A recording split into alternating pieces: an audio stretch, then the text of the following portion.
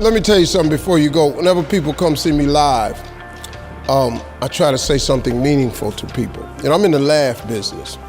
That's my gift. That's what God gave me at birth.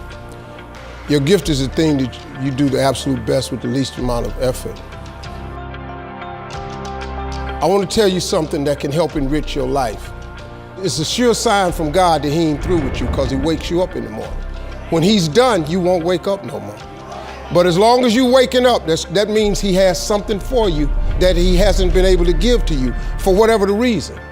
I'm going to help you get to that reason a little bit quicker. I want to tell you something that I learned that changed my life. I was reading a book one time that had a quote in there from Albert Einstein. And Albert Einstein said, "Imagination is everything.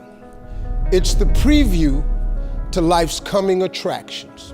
If you think about that, that's a really, really true statement.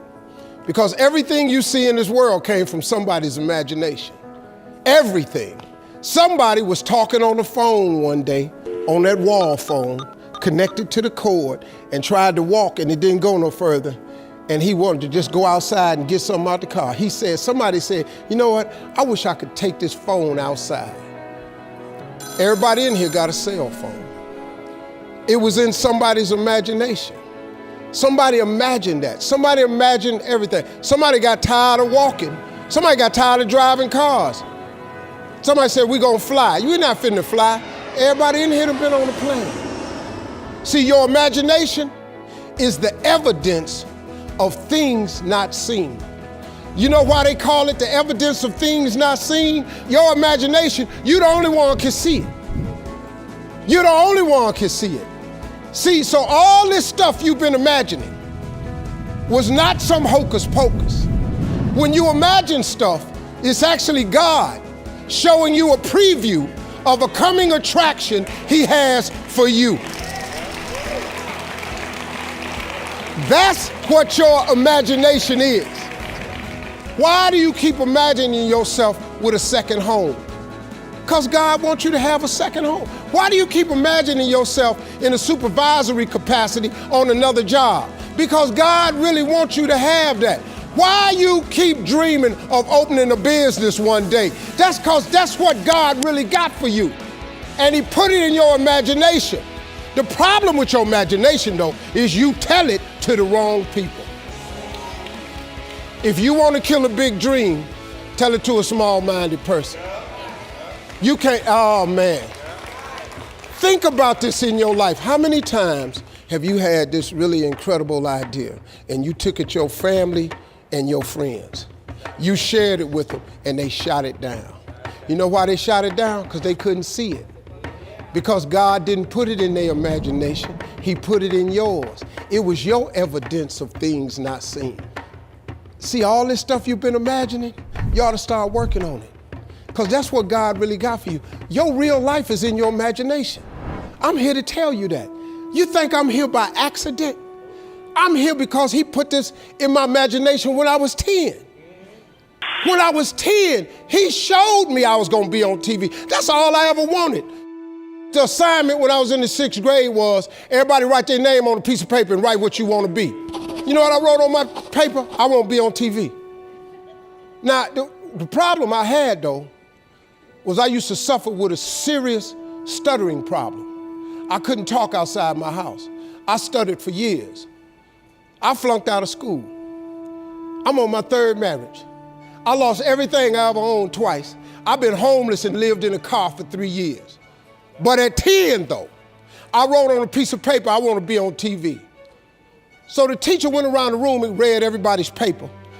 Had you stand up when she called your name. And the only assignment was your name and what you want to be. Doctor, lawyer, dentist, basketball player, football player. I wrote I want to be on TV. She saved me for last. She said, "Little Stevie, come to the front." Now I'm thinking, I'm going to the front because I got the best answer. Because ain't nobody had put that on their paper. She called me to the front. I'm thinking I'm finna give me a gold star. But I was wrong about that. She called me to the front to humiliate me. First of all, you know I can't talk. I suffered with stuttering stammer so bad, man. I couldn't talk at all. And that lady lit in on me. Why did you write this on your paper? Now I'm standing there, I can't talk. Who in this school ever been on TV?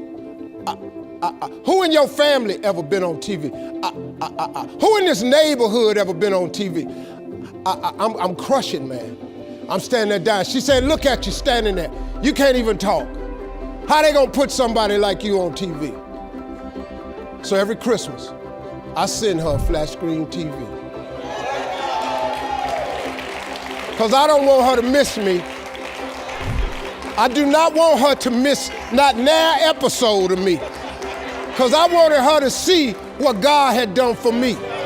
The fact that you couldn't see it, it wasn't for you to see. He put it in my imagination. But after 3 years of homelessness, losing everything I ever owned twice, suffering through flunking out of school, go home and cut your TV on. That little boy with the stuttering problem, he all over that TV. You can't cut your TV on. You can't cut your TV on not now day of the week and you don't see that little boy. That little boy with the stuttering problem is all over that TV because God put it in my imagination. All I did was hang on to that thought. I just kept hoping. I just kept hoping that what I had wrote on the paper would come true. A lot of times it wasn't about no faith. I didn't believe it sometimes. When you homeless and living in a car, how you see yourself as a TV star? But I just kept hanging on there. Because my mama was a Sunday school teacher. I kept hearing her say, God,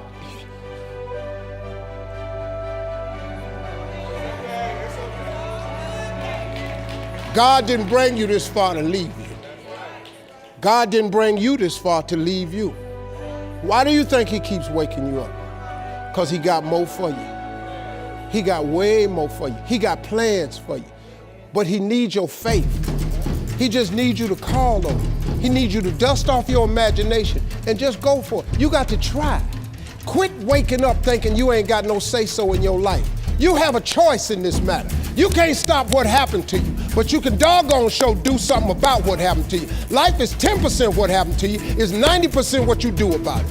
Somebody in your family gonna die. Somebody in here gonna get fired. Somebody here gonna get an eviction notice. Somebody gonna get laid off. Somebody company gonna close. That's life.